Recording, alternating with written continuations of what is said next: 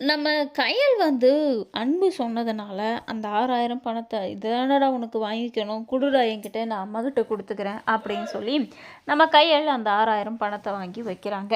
ஆனா, அதுக்கப்புறம் தான் மிகப்பெரிய ட்விஸ்ட்டே காத்துக்கிட்டு இருக்கு நம்ம கையலுக்கு. என்னன்னு பார்த்தீங்கன்னா, ரூமுக்கு போனதுக்கு அப்புறமா அன்பு வந்து ஷாலினி கிட்ட என்ன சொல்றாருன்னு பார்த்தீங்கன்னா, "அக்கா இப்ப நர்ஸ் வேலைக்கும் போல. அவங்க சும்மா வீட்ல தான் இருக்காங்க. மாமாவும் எந்த வேலை வெட்டிக்கும் போகாத வெட்டியா தான் இருக்காங்க. அவங்க கை செலவுக்கு காசு வேணுன்றதுக்காக அந்த 6,000 பணத்த அக்கா வாங்கி வச்சிருக்காங்க.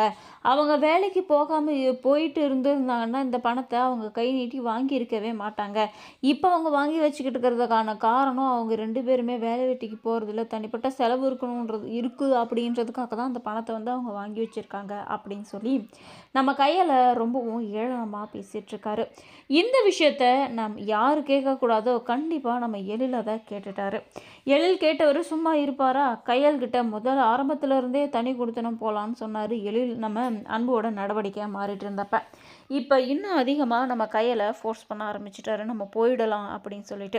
ஆனா கையலுக்கு வந்து தான் குடும்பம் தான் முக்கியம். நான் அவங்க கூட தான் இருப்பேன். என்னால வர முடியாது. நீங்களும் போகக்கூடாதுன்னு சொல்லி தடுக்குறாங்க. "உனக்கு இந்த குடும்பம் முக்கியம்னா, நீ இங்க இருக்கலாம். ஆனா நீ என்னை இழக்க வேண்டியதா இருக்கும்" அப்படின்னு நம்ம எழில் வந்து சொல்லி கையல்கிட்ட சண்டை போட்டுக்கிட்டு இருக்காங்க.